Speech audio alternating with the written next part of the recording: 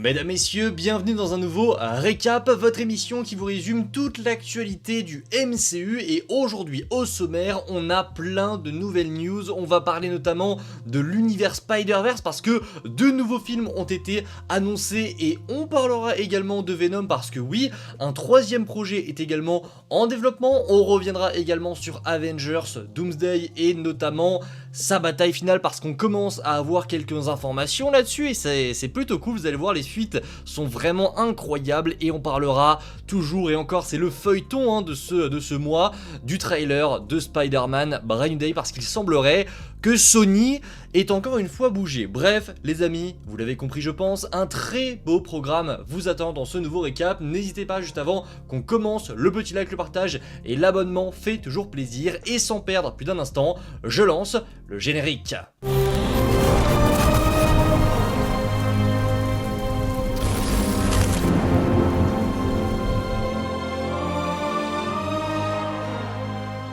Mais juste avant de commencer ce nouveau récap, je voulais tout simplement remercier Urban Comics qui m'a envoyé tout simplement cette petite nouveauté qui vient fraîchement d'arriver. Je l'ai reçue, ils m'avaient évidemment contacté et sans rien demander en retour, ils me l'ont envoyé comme ça pour le plaisir. Donc c'est avec un immense bonheur que je vous présente ce crossover Marvel d'ici. Je vous mettrai un petit lien, je gagne rien du tout, c'est pas un partenariat en soi parce que j'étais obligé de rien. Mais voilà, ils me l'ont envoyé. Il y a ce coffret, à l'intérieur vous retrouvez deux posters que je vous laisserai découvrir évidemment en rapport avec Batman et Deadpool. Et vous l'avez compris, du coup c'est un comics crossover entre Marvel et DC. Alors voilà, la cover elle est tout simplement magnifique. Je vous montre le dos, je vais pas montrer l'intérieur parce qu'il y a quand même de belles surprises. C'est donc un comics crossover entre Marvel et DC. Il y a plein d'histoires, l'histoire centrale évidemment c'est celle qui concerne Deadpool et Batman, mais vous allez voir, il y a d'autres crossovers de héros, je ne l'ai pas encore lu, mais croyez-moi, je vais m'empresser de dévorer ce comics. Il y a vraiment des petites combis de ouf, il y a des associations de héros qui font plaisir, il y en aura plusieurs tout au long de l'année, donc vraiment, n'hésitez pas à aller faire un tour si vous souhaitez vous le procurer. C'est quand même très cool d'avoir des crossovers comme ça entre Marvel et DC en comics. Évidemment, on espère qu'un jour ça arrivera au cinéma. Mais voilà, c'était le petit remerciement pour Urban qui m'a directement envoyé ce comics gratuitement. Donc encore une fois, merci beaucoup, ça fait vraiment plaisir. On passe aux news et pour le coup, elles font plaisir ces news-là puisqu'en effet, c'est officiel, c'est tombé il y a déjà quelques jours, mais vous savez, ça fait longtemps qu'on n'a pas fait de vrais gros récaps. Deux nouveaux projets spin-off à l'univers Spider-Verse de Miles Morales sont en préparation et le premier, c'est la grande surprise, Sony Pictures travaille sur un film Spider-Gwen.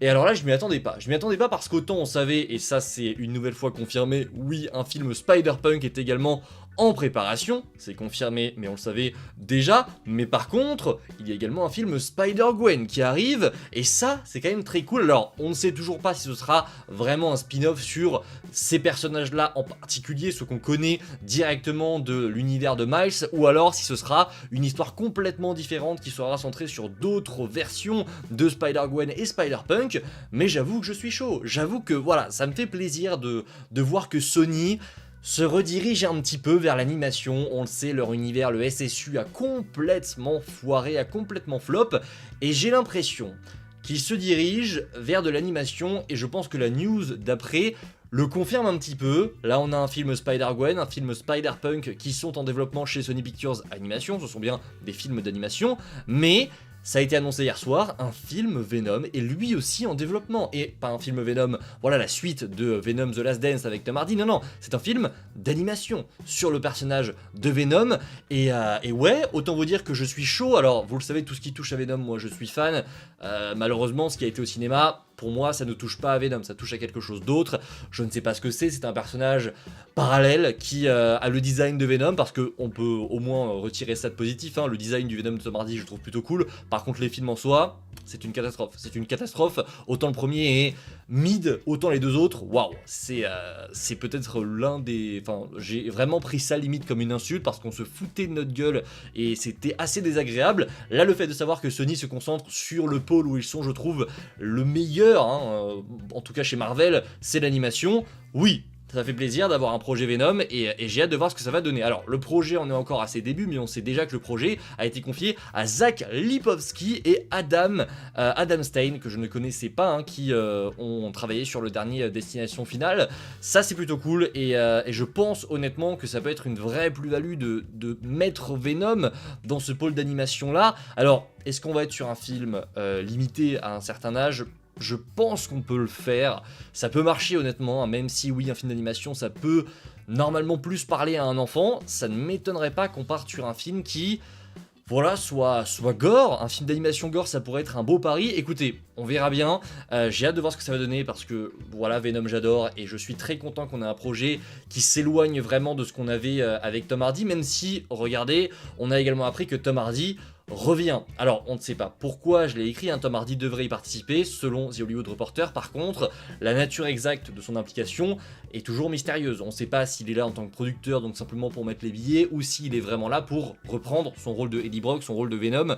On ne sait pas. On ne sait pas, on verra bien, mais en tout cas Tom Hardy serait impliqué, ce qui n'est pas un problème en soi, hein. Le fait que ces 3 films Venom soient une bouse pas possible, c'est pas forcément de la faute à Tom Hardy, hein. C'est plutôt Sony et les gens qui sont derrière la caméra. Tom Hardy il a fait de son mieux, et je trouve honnêtement qu'il est pas trop mal dans le rôle, mais c'est pas une mauvaise nouvelle. Je sais que certains vont l'associer forcément à cette trilogie Venom, pas forcément, attendons de voir, ça peut être vraiment très très cool. Voilà pour les news autour de Venom et autour de l'animation Sony. On peut passer du coup à du Avengers. Oui, on a de bonnes nouvelles et notamment une sur Thor, puisque Thor confirme qu'il reviendra après Avengers Doomsday. Ça a été confirmé par l'acteur lui-même lors d'une interview. Il a déclaré qu'en gros il reprendra son rôle juste après Doomsday et qu'il a encore voilà, quelques histoires à raconter. Regardez, il déclare qu'il reprendra encore quelques fois après Doomsday. Il a même déclaré, je cite, nous avons quelques idées pour faire quelque chose d'assez unique à nouveau et j'espère que ce sera différent. On sent dans ses paroles le poids des erreurs du passé, hein, parce qu'on le sait, Thor Love and Thunder n'a pas été très bien accueilli, voire pas du tout par le public, et c'est mérité. Le Thor Love and Thunder a été vraiment... en fait, je comprends l'idée de ce qu'on a voulu faire avec Thor 5, mais il est parti trop loin, le Taika Waititi. Il est parti beaucoup trop loin dans son idée, parce qu'il y a vraiment de bonnes bases. Il y a une idée de ouf, il y a vraiment des pions, j'ai envie de dire, qui n'ont pas été avancés, mais des pions quand même sur Thor 5 qui sont vraiment très cool. Maintenant, voilà, hein, on a ce qu'on a, et malheureusement, ça n'était pas bon. Donc oui, Thor, et Chris Hemsworth en particulier, semblent être motivés, j'ai envie de dire, pour continuer avec le personnage et pour nous proposer quelque chose de différent. Et ça, honnêtement, c'est vraiment plutôt cool. On enchaîne les amis avec une autre information. Alors c'est une rumeur cette fois-ci, on n'est pas sur de l'officiel, mais celle-ci, elle m'embête un peu parce que, vous le savez, pour ceux qui me suivent un petit peu partout sur les réseaux, j'ai un petit peu réduit la cadence sur les rumeurs ces derniers temps, notamment sur Instagram, sur Twitter, pour la simple et bonne raison que, en fait, on tourne en rond. On tourne en rond avec certaines rumeurs, on a vraiment des scoopers qui se répètent sur certaines infos qu'ils ont, sur certains scoops. Vraiment, My Time to Shine Hello, ils répètent des choses, c'est invraisemblable, la fameuse histoire comme quoi Steve serait dans l'univers des 4 Fantastiques, mais il en a parlé pendant des semaines tout en reformulant son scoop pour faire genre qu'il avait plusieurs infos sur ça, sauf que pas du tout. Et là, on a cette nouvelle bot des scoopers qui s'envoient des balles entre eux.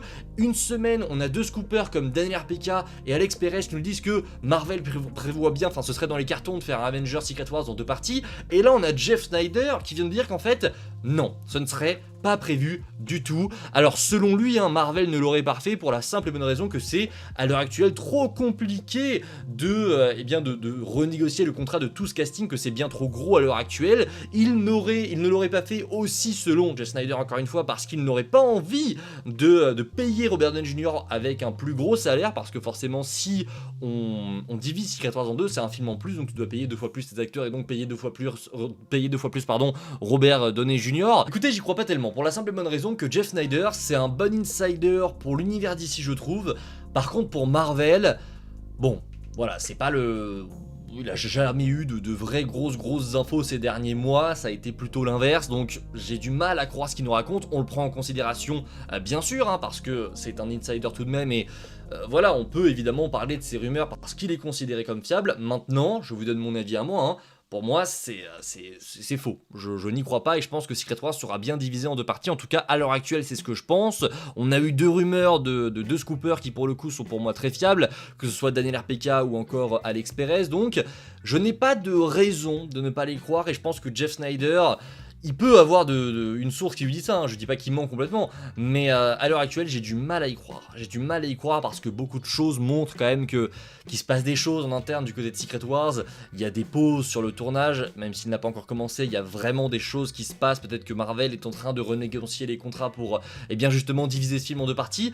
On verra bien, mais je vous ai donné mon avis. Pour moi, je n'y crois pas. Je n'y crois absolument pas. Les amis, on va désormais parler de la bataille finale d'Avengers Doomsday, puisqu'on a une nouvelle rumeur sur ça. En effet, My Time to Shine Hello nous rapporte que la bataille finale de Doomsday se déroulerait en Latverie. En effet, selon lui, le prochain grand rendez-vous du MCU se précise et selon lui, le pays du Docteur Doom, donc la Latverie, serait le théâtre principal de l'affrontement final. Il précise même que, en gros, la bataille du film se déroulerait sur les terres de Victor Von Doom avec les Avengers, les Gars Fantastiques et les X-Men qui uniraient leurs forces pour affronter l'armée du Docteur Doom. Alors, c'est pas forcément ici que je l'imaginais à la base, pour être honnête avec vous. J'imaginais plutôt un combat qui se déroulait sur la Terre 616. Pour moi, en fait, Doomsday allait se construire sur l'incursion qui oppose la Terre 616 à l'univers des X-Men,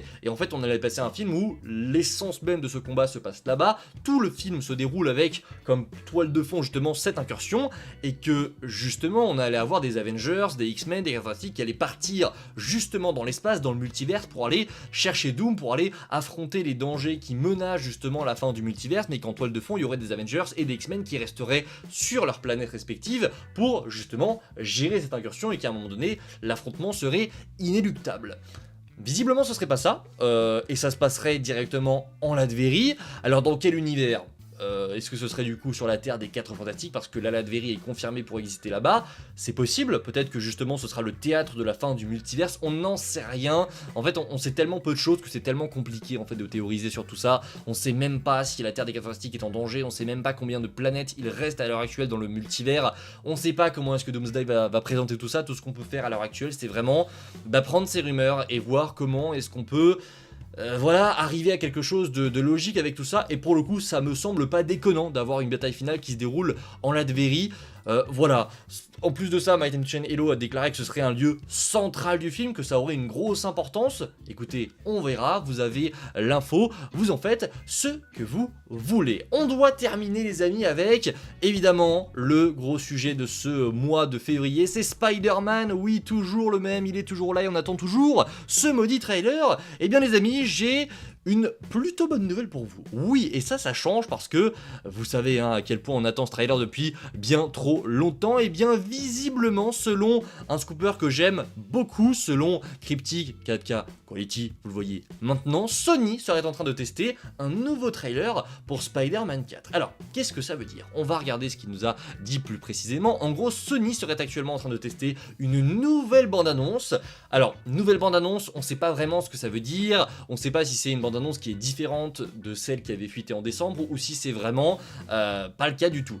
On n'en sait rien, tout ce qu'on sait c'est qu'il y a une bande-annonce, selon Cryptic HD Quality, qui a été testée par Sony pour voilà, voir un petit peu comment est-ce que les gens réagissent quand on teste en fait une bande-annonce. C'est comme quand on teste un film par exemple, hein, il y a des screen tests pour les films et c'est comme ça qu'on a généralement des infos, des fuites autour de Captain America Brave New World, hein, vous vous en souvenez. Il y avait eu un test screening avec des gens qui ont été invités en privé par Marvel pour leur dire venez voir le film, et en fait ils font un sondage pour savoir ce que les gens en pensent, pour savoir ce qui a modifié, ce qui est bien, est-ce que du coup on va le vendre de telle manière ou de telle manière. Ça sert à beaucoup de choses ces screen tests et ça existe aussi pour les trailers, et Sony aurait organisé justement une séance test pour le trailer de Spider-Man Brand New Day. Alors on connaît pas les retours par contre, je vais pas en parler dans cette vidéo mais ça a fuité.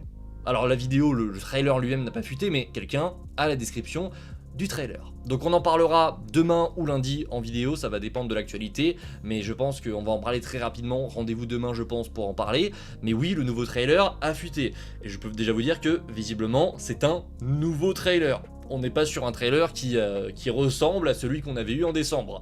On en reparlera en temps voulu demain. Mais du coup, Cryptic HD Quality nous partage que du coup, voilà, il est sûr à 70% qu'ils ont testé une nouvelle version du trailer de Brand New Day, et après il demande évidemment si quelqu'un a eu accès à tout ça, qu'il n'hésite pas à lui envoyer. Écoutez, qu'est-ce que ça veut dire? Il y en a beaucoup qui se posent la question forcément, ça veut pas dire que le trailer est imminent. En général, en fait, quand un studio le teste, c'est qu'évidemment il arrive, mais on a du mal à savoir quand. Pour moi, ça peut être vraiment la semaine prochaine, comme la semaine d'après, comme encore la semaine d'après. C'est encore très compliqué à déterminer, mais cet élément-là nous indique clairement que oui, il se passe quelque chose et le trailer arrive. Mais à un moment donné, c'est pas une surprise, les gars. Enfin, je veux dire, le trailer arrive, oui, merci, il est temps qu'il arrive. On est le 21 février, le mois se termine très bientôt. En général, le studio qui sort un film en juillet, surtout un aussi gros film, un aussi gros blockbuster, doit commencer à communiquer en février. Ça n'a pas été fait, ce sera probablement fait début mars. Oui, il est temps, il est temps. Bref, n'hésitez pas en commentaire à me dire ce que vous pensez de toutes ces news. On arrive à la fin de ce nouveau récap. Je vous dis à la prochaine, c'était Spidey. Prenez soin de vous, les amis, c'est toujours le plus important. Ciao tout le monde.